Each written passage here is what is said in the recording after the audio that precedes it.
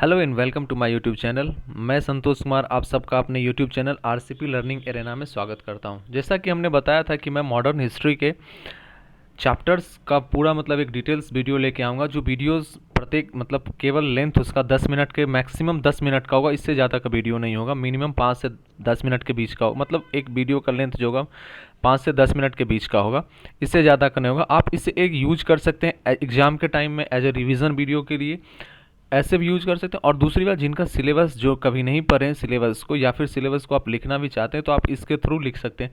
मैं उसे एक डॉट्स के रूप में मीन्स एक उसे क्या कह सकते हैं, एज ए शॉर्ट नोट्स के रूप में उसे मैं प्रेजेंट करके आपके सामने बहुत ही एक स्ट्रक्चर्ड वे में आपके सामने लाऊंगा। तो जो कि संडे से मैं इसका अपलोड करूंगा। आज मैं बस ओवरव्यू देने के लिए आया हूं कि हमारे मॉडर्न हिस्ट्री में क्या क्या चैप्टर्स होंगे और उनमें क्या क्या हमें पढ़ना है।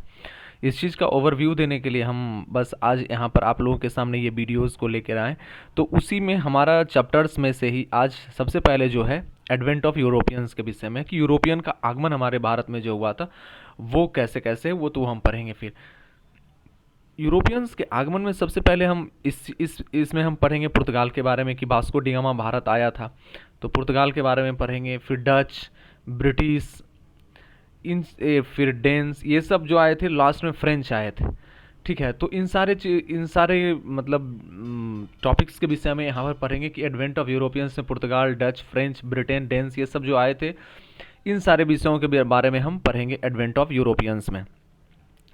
जो हमारा फिर नेक्स्ट चैप्टर होगा, वो हमारा नेक्स्ट चैप्टर होगा हमारा British expansion in India. British का भारत में फैलाव, या फिर जो एक उनका एक्सपेंशन हुआ था, इसमें हमारा जो चैप्टर्स होगा कि वो किस तरह से फैलाव किए थे। जैसे कि इसमें हम मेनली पढ़ेंगे, सबसे पहले बंगाल के बारे में पढ़ेंगे, कि बंगाल के बारे में पढ़ेंगे कि जो मुर्शीद कुली खान से स्टार्ट होता, मुर्शीद कुली खान से जो हमारा स्टार्ट होता है, तो मुर्शीद कुली खान से स्टार्ट करेंगे। फिर इसी में आगे चलकर हम देखेंगे कि इसमें ब्लैक होल का घटना होगा, फिर किस प्रकार से वो फिर बैटल ऑफ प्लासी सिराजुद्दौला लड़ता है। इन सारे विषयों के विषय में पढ़ेंगे। और ये सारा मोस्ट इंपॉर्टेंट है, ब्लैक होल का घटना हो या फिर ब्लू, वो पुर्तगाल के समय में हम उसमें बताए थे, पुर्तगाल के समय में फिर हम ब्लू वाटर पॉलिसी वगैरह सब आता है। फिर यहाँ पर यही ब्रिटिश एक्सपेंशन में देखेंगे कि बंगाल के विषय मुर्शीद कुली खान से स्टार्ट करते हुए यहाँ पर जितने भी बंगाल के नवाब आते हैं उनके विषय में पढ़ते हुए फिर ब्लैक होल की घटना होगा। फिर ब्लैक होल में की घटना के बाद सिराजुद्दौला का बैटल ऑफ प्लासी होता है, ये बैटल ऑफ प्लासी 1757 का होता है, तो इसके बारे में पढ़ेंगे।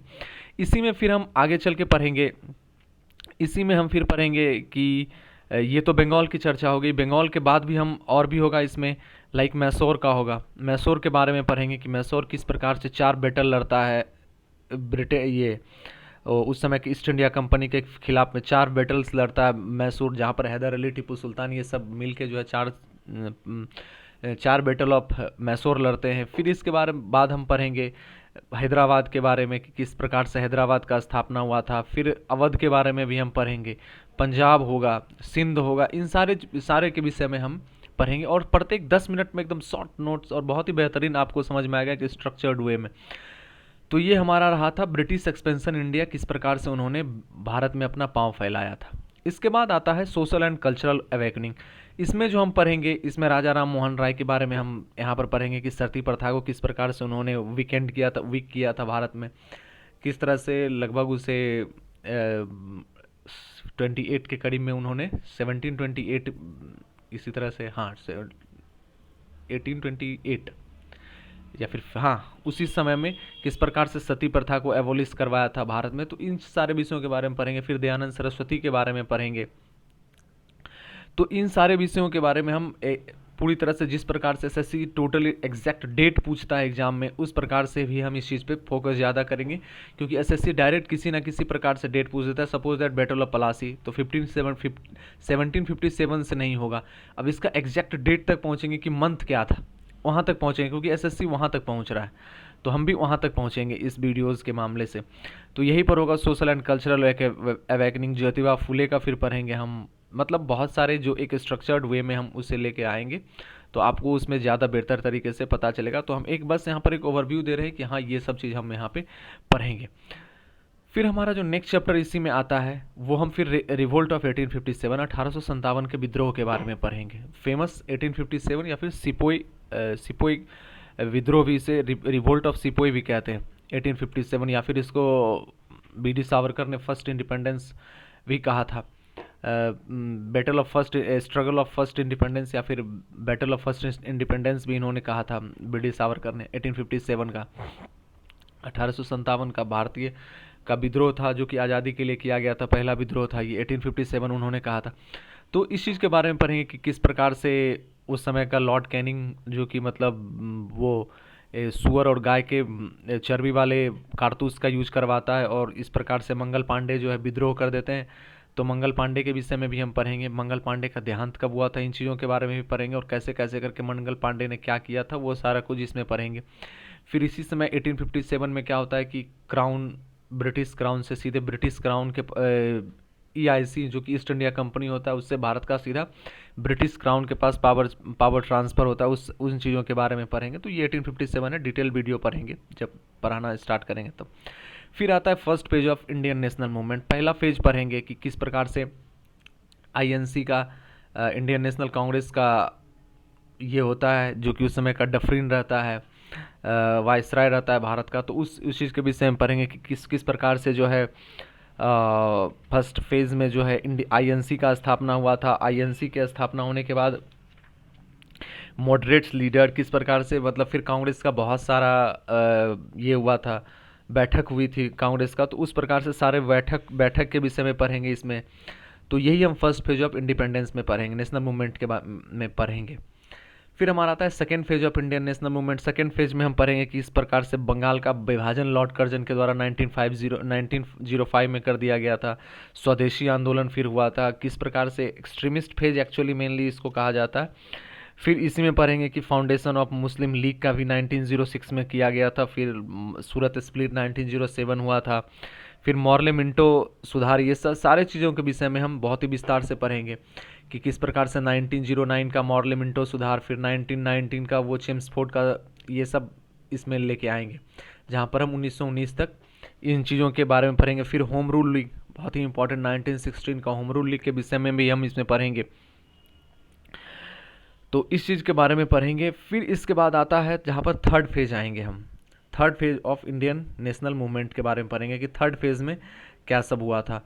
तो थर्ड फेज में पढ़ेंगे कि महात्मा गांधी उसमें भारत में एंट्री मारते हैं, 1915 में एक्चुअली एंट्री मारते हैं, लेकिन वो नेशनल मूवमेंट को जो है 1915 में, 1919 से, उससे पहले से 1917 बिहार चंपारण से वो एंट्री मारते हैं। फिर किस प्रकार से जालियांवाला बाग मास केयर होता है, जालियांवाला बाग बहुत ही फेमस 13 अप्रैल 1919 का है जालियांवाला बाग हत्याकांड। फिर रॉलेट एक्ट वगैरह इसमें आता है, सबसे पहले इसमें रॉलेट एक्ट का ही मामला आता है, आफ्टर दैट फिर जालियांवाला बाग हत्याकांड 1990 में होता है। फिर खिलाफत आंदोलन किस प्रकार से होता है, खिलाफत आंदोलन के बाद फिर इसी में हम सबसे पहले देख लेते हैं कि इसी में हम खिलाफत के बारे में पढ़ेंगे, खिलाफत के बारे में पढ़ेंगे। फिर खिलाफत के बाद non cooperation, civil disobedience movement, quit India movement till 1947 तक हम इस चीज़ के बारे में इसमें पढ़ाई करेंगे। तो ये था थर्ड। चौरी चौरा वगैरह भी एक इंपॉर्टेंट यहाँ पे घटना वगैरह हुआ था, जहाँ तक मुझे याद आ पा, हाँ 1922 का है चौरी चौरा। तो इसमें डिफरेंट तरह का बहुत ही इंपॉर्टेंट होगा ये third session of Indian national movement, बहुत ही।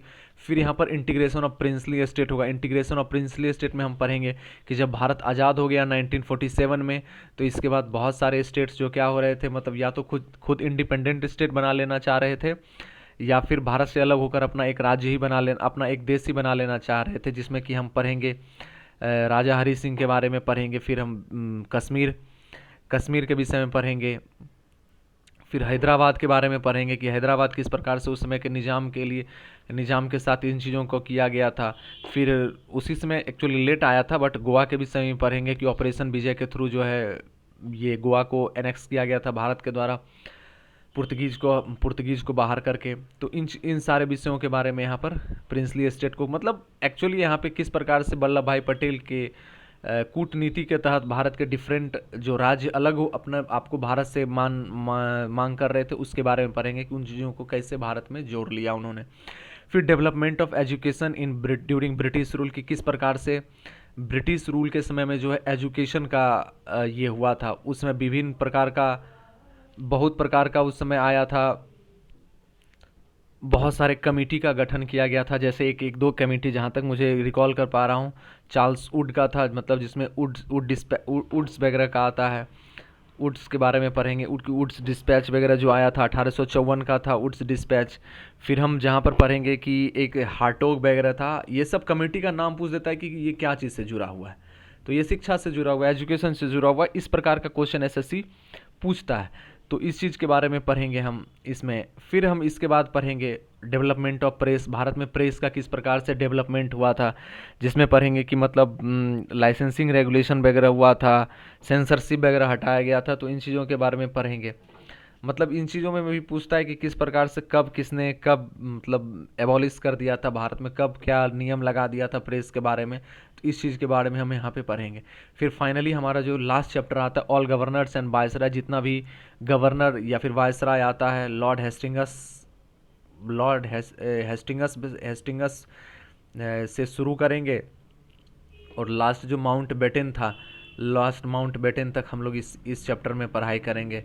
तो मज़ा आएगा इस सेशन में। सारा का सारा मॉडर्न हिस्ट्री एक तो ऐसे ही बहुत ही मज़ेदार है। तो ये था आज का इतना ओवरव्यू हम देने के लिए बस आज का ये वीडियो बनाए थे कि मॉडर्न हिस्ट्री का ये ओवरव्यू सारा चैप्टर का है, जहाँ पे हम इन चीज़ों को बहुत ही बेहतरीन तरीके से एक स्ट्रक्चर्ड मैनर में आपके सामने वीडियोज़ को लाएंगे, जो कि आपके रिवीजन के पॉइंट ऑफ व्यू से और आपके नोट्स बनाने के भी पॉइंट ऑफ व्यू से बहुत ज़्यादा इंपॉर्टेंट होगा। होप सो आपको सेशन बहुत ज़्यादा पसंद आया होगा। अगर आपको सेशन पसंद आया हो तो रविवार से जो मैं इसमें वीडियोज़ डालूंगा, आप इसे सब्सक्राइब कर सकते हैं, हमारे वीडियोज़ को लाइक कर सकते हैं। जहाँ तक वो हमारे चैनल को, वीडियोज़ को अपने दोस्तों से शेयर कर सकते हैं जिन्हें इनकी सख्त ज़रूरत हो। तो चलिए फिर से मिलते हैं संडे को पहले वीडियोज़ के साथ, जहाँ पर हम एडवेंट ऑफ यूरोपियंस, पुर्तगीज, ये सारे के बारे में हम बात करेंगे। तो चलिए फिर से मिलते हैं उस दिन। जय हिंद, जय भारत।